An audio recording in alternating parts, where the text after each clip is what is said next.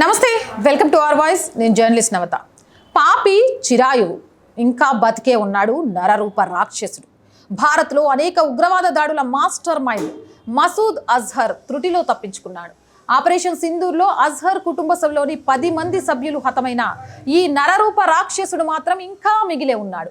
పాకిస్తాన్ ప్రభుత్వం వీడికి కల్పించిన భద్రత వల్ల త్రుటిలో తప్పించుకున్నాడు. లేకపోతే అజహర్ రక్తంతో భరతమాతకు సింధూరం దిద్దే అవకాశం వచ్చేది, కానీ కొద్దిలో మిస్ అయ్యాడు. ఈ నరరూప రాక్షసుడు భారత్లో అనేక ఉగ్రవాద దాడులకు పాల్పడ్డాడు. పాకిస్తాన్లోని బవల్పూర్లో జన్మించిన వీడు మన దేశంలోని వందలాది మందిని పొట్టన పెట్టుకున్నాడు. వీడి చరిత్ర చూస్తే ఎంతటి క్రూరుడో అర్థమవుతుంది.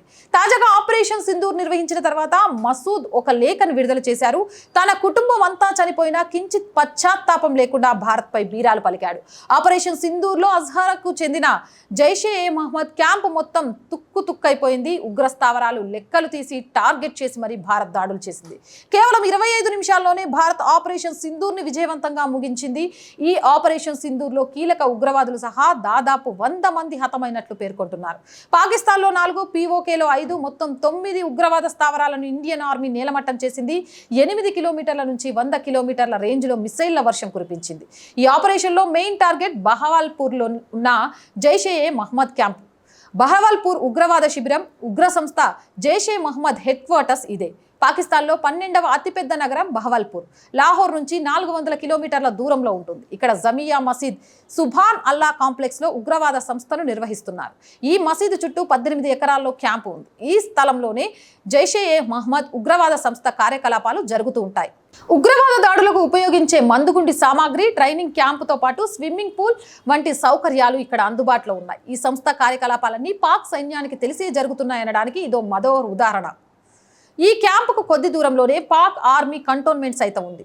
జైష్ కార్యకలాపాలన్నిటినీ ఈ కంటోన్మెంట్ రక్షణ కల్పిస్తూ ఉంటుంది. అంతేకాదు, ఈ సంస్థకు కావలసిన మారణాయుధాలు, ఐఈడీలు కూడా పాకిస్తానే ఈ కంటోన్మెంట్ నుంచి సరఫరా చేస్తుంది. ఈ క్యాంపు నుంచి ప్రతి ఏటా 600 మంది ఉగ్రవాదులు శిక్షణ పొందుతున్నట్లు సమాచారం. వీరంతా భారత్ పైకి దాడి చేయడానికి ఎల్లప్పుడూ సిద్ధంగా ఉంటారు. ట్రైనింగ్ పూర్తయిన వారు తమ స్వస్థలాలకు వెళ్లి స్లీపర్ సెల్స్ గా పనిచేస్తుంటారు. ఎప్పుడైనా అవసరం వచ్చినప్పుడు ఈ స్లీపర్ సెల్స్ ను యాక్టివేట్ చేస్తారు. దీన్ని మసూద్ కుటుంబం ఎల్లవేళలా పర్యవేక్షిస్తూ ఉంటుంది. అజహర్ అప్పుడప్పుడు ఈ క్యాంపును సందర్శిస్తూ ఉంటాడు. ఇతడు పాకిస్తాన్లోని మరో ప్రాంతంలో పూర్తి ఆర్మీ భద్రత నడుమ పర్యవేక్షణలో ఉంటాడని తెలుస్తోంది. బహవల్పూర్లో ఉన్న ఈ క్యాంపు నుంచి భారత్ పైకి భారీగా ఉగ్రవాదులు వస్తూ ఉన్నారు. అందుకే ఆపరేషన్ సింధూర్లో ఈ క్యాంపును మెయిన్ టార్గెట్ గా చేసుకుంది భారత సైన్యం ఎంచుకున్న 9 లొకేషన్లలో బహవల్పూర్ మాత్రమే చాలా దూరంలో ఉంది. ఎల్ఓసికి ఇది 100 కిలోమీటర్ల దూరంలో ఉంది. అయినా కూడా దీన్ని టార్గెట్ గా చేసుకున్నారు. ఉక్కుడేగలతో తుక్కు రేగొట్టారు. భారత్ నిర్వహించిన దాడుల్లో జైషే ఏ మహమ్మద్ క్యాంప్ మొత్తం ధ్వంసమైపోయింది. ఈ దాడిలో తన కుటుంబానికి చెందిన 10 మందితో పాటు అజహర్కు అత్యంత సన్నిహితులైన మరో 4 ఉగ్రవాదులు మరణించారు. దీంతో అజహర్ సంచలన లేఖను విడుదల చేశారు. ఈ దాడితో తన బంధువర్గం అంతా చనిపోయిందని, తాను కూడా చనిపోయి ఉంటే బాగుండేదని మసూద్ పేర్కొన్నాడు. దీన్ని చూస్తూ ఉంటే రావణ యుద్ధం చివరి అంకానికి చేరుకుంటుంది. యుద్ధంలో చాలా మంది మరణిస్తారు. ముఖ్యంగా రావణుడి సన్నిహితులంతా ఈ యుద్ధంలో ప్రాణాలు వదులుతారు. తనకు ఎంతో ప్రీతిపాత్రమైన సోదరుడు కుంభకర్ణుడు సైతం ఈ యుద్ధంలో మరణిస్తాడు. అప్పుడు తన ఆస్థానంలో రావణుడు ఖాళీ కుర్చీలను చూసి ద్రవించిన గుండెతో ఓ మాట అంటాడు. ఆప్తులు, బంధువులు, మిత్రులతో కలకల్లాడే ఈ ఆస్థానం ఇప్పుడు బోసిపోయిందే అని గొల్లున ఏడుస్తాడు. ఈ యుద్ధంలో నాకేం మిగిలింది? ఇక నేనేం గెలిచినా నా సన్నిహితులు లేని చోట నీ నుండి ఏం చేసేదేంటి అని ఏడుస్తాడు. సరిగ్గా మసూద్ పరిస్థితి కూడా అలాగే తయారైంది. తన సన్నిహితులంతా మరణించాక నేను చనిపోయి ఉంటే బాగుండేదని అన్నాడు. దీన్ని బట్టి చూస్తూ ఉంటే అజహర్కు రోజులు దగ్గర పడ్డాయని అర్థమవుతుంది. అయినా కానీ అదే లేఖలో భారత్పై బీరాలు పలికాడు. ప్రధాని మోడీ కాశ్మీర్ విషయంలో అన్ని ఉల్లంఘనలు పాల్పడ్డాడని అన్నాడు. ఈ ఆపరేషన్ కి బదులుగా భారత్పై ప్రతీకారం తీర్చుకుంటామని బీరాలు పలికాడు. భారత్పై ఏమాత్రము జాలి చూపనని అన్నాడు. తనకు భయం లేదని, నిరాశ దుఃఖం ఏమాత్రం లేవని బింకాలు పలికాడు. ప్రస్తుతం మసూద్ బలం చాలా తగ్గిపోయిందని విశ్లేషకులు చెప్తున్నారు. ఇదివరకే అతని ప్రభావం తగ్గిపోయిందని, ప్రస్తుతం వయసు మీద పట్టడంతో పాటు అతని సామర్థ్యం కూడా తగ్గిపోయిందని చెప్తున్నారు. దీంతో పాటు ప్రస్తుతం ఆపరేషన్ సింధూర్లో భాగంగా అతని క్యాంపు మొత్తం ధ్వంసమైందని, మెయిన్ ఉగ్రవాదులంతా మరణించడంతో మళ్ళీ పుంజుకోవడానికి కనీసం 3 ఏళ్లు పడుతుందని అంటున్నారు విశ్లేషకులు.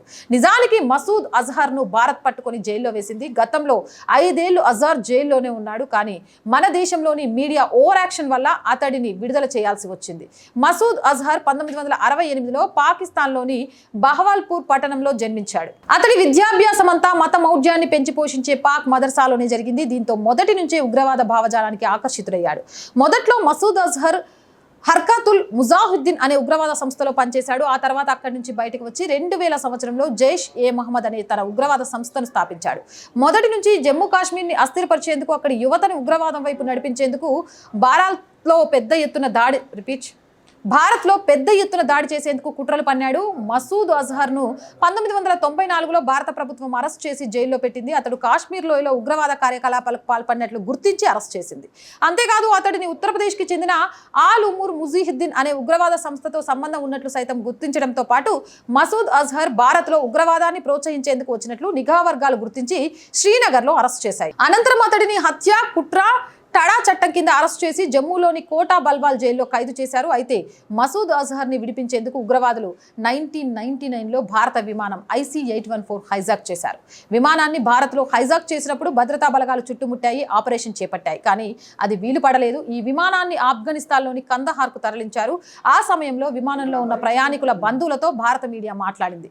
వారిని సెంటిమెంట్తో రెచ్చగొట్టడం చేసింది. ఫలితంగా భారత ప్రభుత్వంపై ఒత్తిడి పెరిగింది. దీంతో మసూద్ అజహర్ని భారత ప్రభుత్వం విడుదల చేయాల్సి వచ్చింది.